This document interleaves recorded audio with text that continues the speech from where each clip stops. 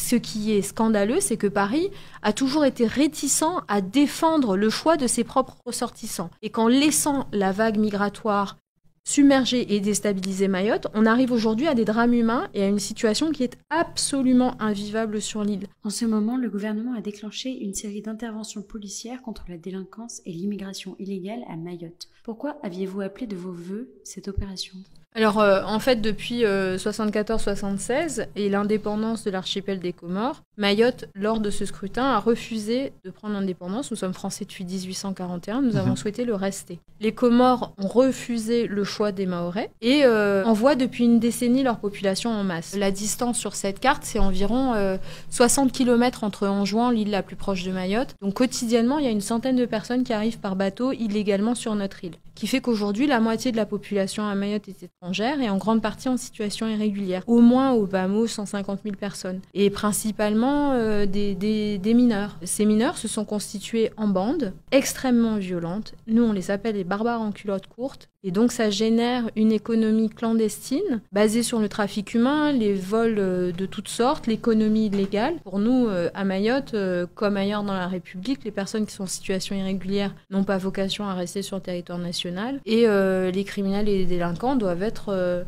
arrêtés et placés devant la justice. Et donc, cette opération Wambouchou, ou en tout cas cette montée en puissance des forces de l'ordre, c'est pour ramener la paix et la sécurité à Mayotte et effectivement expulser celles et ceux qui ne sont pas en situation régulière. Quelle est la situation actuelle à Mayotte face aux 1800 policiers et gendarmes mobilisés sur place ? La tension sur place est extrêmement forte parce que les fuites dans la presse ont permis aux bandes criminelles et au gouvernement comorien de s'organiser et de laisser monter un narratif qui délégitime cette opération de lutte contre l'insalubrité et l'insécurité. Et là, les autorités comoriennes qui pourtant étaient informées, qui avaient donné leur accord sur l'opération Wambouchou, sont montées au créneau. Et donc Mayotte est à nouveau l'otage de la politique comorienne. On se retrouve à avoir cette escalade côté comorien qui maintenant ont décidé de fermer leurs frontières à leurs propres ressortissants et refusent d'accueillir celles et ceux qui ont été expulsés. Il faut savoir que là, tout de suite, à l'heure où on se parle, la population mahoraise est en train de s'organiser pour bloquer notre propre port et refuser que ce bateau chargé de migrants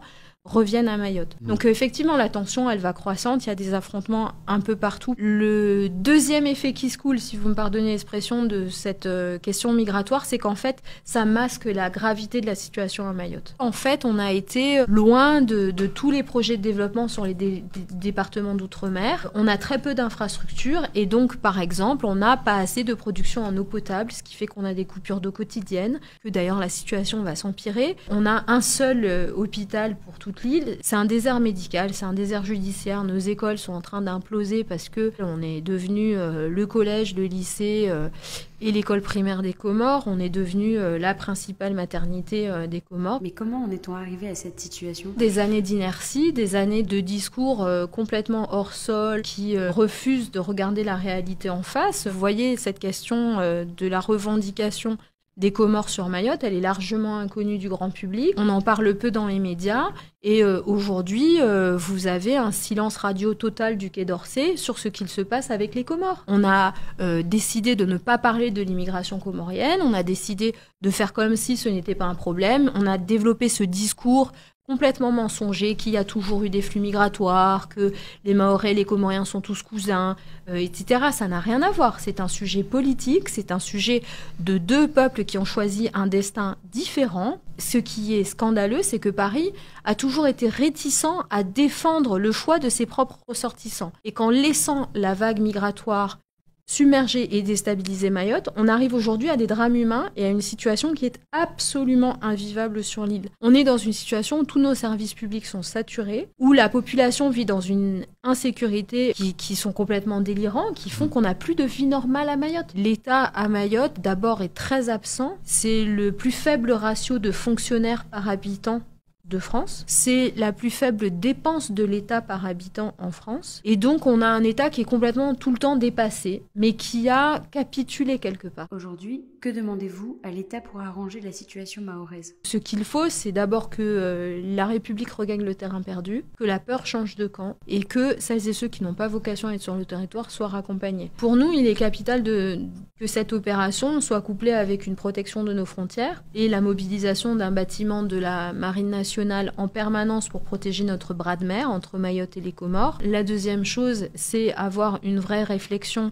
de repenser la relation avec les Comores. Pour moi, c'est fondamental. Il faut sortir de l'angélisme, il faut avoir un discours de fermeté et que quand les Comores ne respectent pas leurs engagements, elles ont des sanctions, ce qui me paraît quand même être la base d'une relation saine et normale. Et nous, on réclame plus de République, plus de France. Je voudrais quand même rappeler que Mayotte, c'est un trésor pour la France. Mayotte, c'est un département qui est à la porte de l'Afrique, dans le canal du Mozambique, qui recèle les plus grosses réserves de gaz. C'est une population jeune qui est profondément attachée à notre pays. Les Mahoraises et les Mahorais servent dans l'armée.